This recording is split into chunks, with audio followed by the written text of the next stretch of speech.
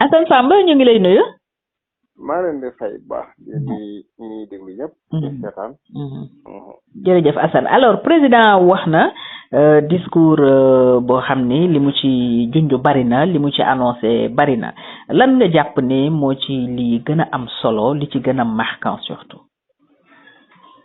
bon li ci ëpp solo rek mooy jéem def bilan fi ñu toll ci liggéey bi ak surtout perspective yi nga xamante ni amaana moom la ñuy ubbi pour 2026 et donc sénégalais yu bëri ñu ngi doon xaar évidemment pour xam lan moo leen di xaar 2026 wax na ci projet yi surtout pour les jeunes yaakaar naa bari na lu mu ci insister lool ci xale yi les recrutements dans l'enseignement dans la santé mais les projets agricoles mais aussi les bourses familiales yi nga xamante ni nee na dina ko fay aussi en 2026 élargir plan yéen ñi comme Diomaye Casamance le PUDC ak yeneen projet yi nga xam ne fekkoon na ko fi te di ko wéyal milliards yi injecté aussi si un certain nombre d'activités pour mën ko relancer activité surtout économique loolu daal laa jàpp ni moo gën a nekk discours bilan la mais aussi discours perspective la pour wane ni daal ñu ngi ci li nga xamante ni mooy lu soxal Sénégalais yi donc dafa hissé wu à un niveau de chef d'État pour éviter les sujets à polémique donte nag évidemment occulté na domaine yu bëri yoo xam ne amaana aussi nga ko doon xaar mais surtout pétrole gaz bi déjà ñun Sénégal yi xamuñ ci dara waxuñu exactement reddition des comptes sujet la boo xam ni évidemment dafa préférer occulter la dette cachée yooyu ci yàb bi avec la dégradation des notes de la note du Sénégal donc voilà sujet yooyu les libertés surtout la secteur bu mel ni presse ak secteur privé voilà ak le paiement des fonds de fonds d'appui à la presse après que Cour suprême bi annulé mécanisme yi ministre bi tegoon yëpp comme ay chèque ko ay chèque maanaam ay obstacle alors yooyu yëpp aussi waxu ci évidemment sujet boo xam ne waxu ci mooy boobu nag vraiment c'est bien que waxu ci parce que mooy diggante ay Ousmane Sonko ay Pastef ay Diomaye président yooyu moom du gën foofu rek day daal di comment dire yàq wax bi parce que day nekk non pas président de la République mais président de clan maintenant wax na waxi violence bon toute forme de violence koo xam ne daal da ngay ñoom dañ ko combattre surtout nag les violences ko yu jëmale ci jigéen ñi mais je crois que aussi violence yëpp la wax donc pour mu leer que nañu moytu l'état reste fort reste ferme loolu aussi wax na ko wane na ko que avant bi ñuy démarrer déjà waxoon na ni la solidité de nos institutions ni institution c'est une démocratie c'est une république te institutions yi dëgër na te wax dëgg yàlla voilà donc mën nañ am yaakaar ci réew mi mais wax na ci l'unité nationale cohésion bi aussi ñu war a nekk benn liggéey pour que réew mi ànd jëm kanam donc et fi mu njëkk a commencé moo intéressant mooy doole njukkal maanaam reconnaissance xam nga loolu njukkal la armée bi njukkal chef religieux yi njukkal Sénégal yi xam ni takk nañ seen digg mais foofu nag président dafa daw benn aspect discours bi boo xam ni vraiment ñoom waxuñu dara ci ñoom takk seen digg ñoom maanaam wàññi le train de vie de l'État pourtant wax na ne def nañ ci ay effort ba ne sax wàññi nañu denrée yi lu tolloog 342 milliards yoo xam ni ce sont des économies pour les ménages mais en réalité est-ce que sentir nañ ko c'est ça la question voilà mais surtout que état bi xam nga ni ñuy fonctionner par exemple les services ñoom seeni nu mu tudd fonds politique les services là ñu waroon rationaliser agence yi ministères yi direction yi salaire yi mais yooyu train de vie bi mais yooyu waxu ci liñ ci doon xaar wax na nag wàññi évidemment li jëm ci oyofal dundu ménage yi waaw def nañ ci ay effort wax na ko dañ fay 2026 dañ fay bourse familiale yi ensuite wax na ay sax ay projets yi nga xamante ni 1 million de ménages bi ñu jàppale et cetera yooyu wax na ci yooyu yëpp daal domaine yooyu logistique nationale bi ñu yokk à 1 million de ménages. Voilà. Mais problème bi mooy comme ni nga ko waxee impact bi sur les Sénégalais moo néew. Est-ce que yëg nañ ko. waaw est-ce que parce que on est 18 millions hein.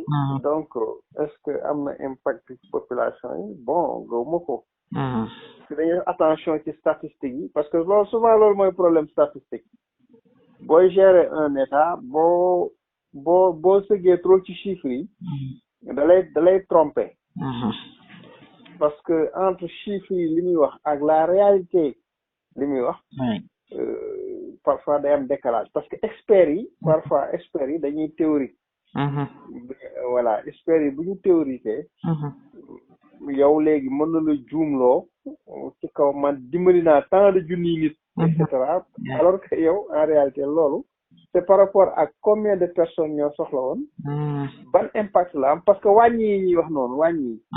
avant bi boo xoolee stratégie homme d'affaires yi dëgg-dëgg. ñoom bi ñu ëgsee rek waxi wàññi rek ñoom dañoo yéegal prix très fort. oui. pour que wàññi bi bu ñëwee du am impact. lu leen gaañ. gis nga stratégie bi gars yi teg maanaam tey lu doon jar 13000 saaku ceeb bu jareen 12000 13000. ñu yóbbu ko 19000. oui. léegi bu ñu ko yóbboo 19000 même boo koy wàññiwaatee ba 16000 15000. assez. dafa yokk ba tey. dafay yokk ba léegi parce que asuwul 13000 bi mu nekkoon. oui. booy gis nga li gars yi def. et c'est pareil c'est partout comme ça. c'est partout pratiquement comme ça nit ñi dañ gaaw yéegal très fort. oui. mu wóor leen ni après même boo ko wàññee du am benn sens. parce que suukar par exemple wàññi nañu mais lim daan jar lay jar wala sax mu gën a cher. avant mu gën a cher ba léegi. mooy loolu rek mooy. comme ça avec toutes les denrées de première nécessité. waaw fenn daal la am impact je crois mooy carburant bi moom. parce que carburant bi toll na temps bi fi Macky nekkee toll na temps baril de pétrole bi demoon $30. ñu mënoon wàññi carburant defuñu ko. ci la Alpha Condé Guinée wàññi carburant bi lu bëri sax Guinée mais Sénégal laal carburant alors que booba baril bi dem na ba $30 ay temps bon fi mu nekk nii je crois que baril bi dafa wàccaat ba 60 mais voilà wàññi bi ci carburant bi c'est important ba moo am na impact mais yeneen yi gisuñu vraiment sentiruñu ko noonu parce que tellement dañu yéegal prix yi yéegal dem ba saaku siam simple di dap li parfumé doon jar waaw xam nga loolu amul sens léegi nag boo ko wàññi après du am impact ci population yi moo tax wàññi yëguñu ko parce que dañ ko cheral au point que même boo ko wàññee après wàññi bi du feeñ loolu nag moo yokk oui Assane bu président ne dina respecter constitution bi continuer di servir la nation les Sénégalaises et les Sénégalais lan lañ mën a dégg foofu bon écoutez respecter la constitution mooy fidèle à son serment d'être président chef de l'État xam nga sens bu bëccëg maa ngi la doon wax ne la dafa war a fees son fauteuil nekk au-dessus de la mêlée ouais nekk le président de la République c'est-à-dire le président de tous les Sénégalais je crois que wax na ko aussi oui nekk le président de tous les Sénégalais d'abord ci ñëpp mais aussi ne pas se laisser divertir par un groupe privé parce que un parti politique c'est un groupe privé même groupe privé boobu bu la dimbalee association privée boobu bu la dimbalee ba nga falu tamit yow da nga war a xool l'intérêt supérieur du Sénégal en respectant institution yi la fal yow président de la République bi mënoo def lu la neex parce que am na loo xam ne par exemple mën na ko joxe parce que moom moo ko xam nga loolu yàgg nañ ci waxtaan da ngay booy maye da ngay maye loo moom li nga xam ni mooy yow daf la tënk mooy institution yi jox la comme responsabilité da nga koy assumer. ay premier ministre trop fort ak yooyu yëpp tekkiwul dara par rapport à ça parce que loi yi dafa loi de la république yi dafa instauré ku nekk fi nga war a commencer ak fi nga war a yem. waaw loolu kenn si ñoom mënu ko jéggi même boo ko bëggoon doo ko mën donc loolu je crois que wax boobu aussi loolu la tekki. am loo xam ni c'est les fonctions de président de la république mu war ko utale ak li nga xamante ni mooy Diomaye Faye en tant que personne ak président de la république du Sénégal. waaw kooku boo defee différence boobu yow da ngay am problème mooy dans le respect de la constitution du pays. lépp luy loi de la république dañ ko war a respecter également. Ça veut dire que les lois viennent de la constitution autrement dit loi yi toutes les lois doivent être appliquées mais dans leur rigueur et à tout le monde. parce que loolu aussi la bëgg a wax. il faut respecter ça du fa nekk di tordre les bras à un magistrat. di tëju un journaliste buy exercer ses droits constitutionnels. de liberté d'expression. un chroniqueur je crois que yooyu yëpp mën ko sous-entendre. yooyu la si dëxëñ. waaw yooyu yëpp la ci dëxëñ. c'est-à-dire que le Sénégal reste une république. une démocratie forte. te moom il doit veiller à ce que loolu continue. conformément à son serment. conformément à son serment surtout. et je crois que y a rien d'extraordinaire. il faut pas aussi ñu ciy sentir ay tëkku wala déedéet. waaw parce que en fait mën nga faire dire ce que tu veux ci wax bi. mais ça reste républicain. Quand on respecte la constitution, il ne pouvait pas dire autrement. C'est-à-dire, il ne faut pas dire je ne vais pas respecter la constitution. Wow. C'est vrai. Mënul woon wax lu dul loolu, effectivement. Il ne faut pas dire je ne vais pas respecter ou bien je vais essayer de changer la constitution. On n'est pas en Guinée. L'air de Assane. Donc, li mu wax, c'est tout à fait logique. C'est-à-dire, du dara lu extraordinaire. waaw bu demee nag ba soxla kaa wax. xam nga am nañu ne waaw lu tax bëggee soxlaa wax. alors que naturellement. ça doit être le cas. dafa bëgg wax ni rek. je resterai fidèle à mon serment et que dinaa respecter la loi yi wax. te du ma fi nekk di dugg ci ay loo xam ne waru ma ci dugg man. parce que man mënu ma faire respecter la constitution les lois ba pare du ma respecter man les lois. kon daal en résumé c'est un discours rassurant. waaw c'est un discours d'un président de la République. Avec ses convictions ak peut-être ses hésitations.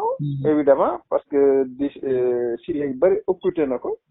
tout ce qui est sujet à polémique rek day xam day indi coow rek da nga fa bàyyi ak les femmes les jeunes surtout parce que problème liggéey les femmes parce que souvent il y a des problèmes de violence yu ñuy commencé di bari lool. yooyu aussi insiste na ci particulièrement que l'État verra fexe ba ñu wàññi yu mel noonu ak li nga xam ne mooy difficulté jeunes yi parce que xam nga loolu waxu ko mais immigration irrégulière bi moo leen gën a déranger mooy xale jël gaal yi et tout di daw la misère loolu aussi gis nga sujet boobu tuddeewu ko noonu pétrole et gaz bi ma doon wax également mais toutes ces questions-là, la dette cachée, le FMI, tout ça doit être occupé. C'est des sujets à polémique. Donc, tout ce qui est polémique, dès que tu as dit, beaucoup de sorry, Merci Hassan. Merci beaucoup. Allez, bonne heureuse année. Merci, bonne année à vous. Dañu ma njaboot bi yëpp voilà. Déwén si dàq at yi passé yëpp incha allah. Allez, merci beaucoup. Bonne soirée. Bonne fête. Merci. Ok.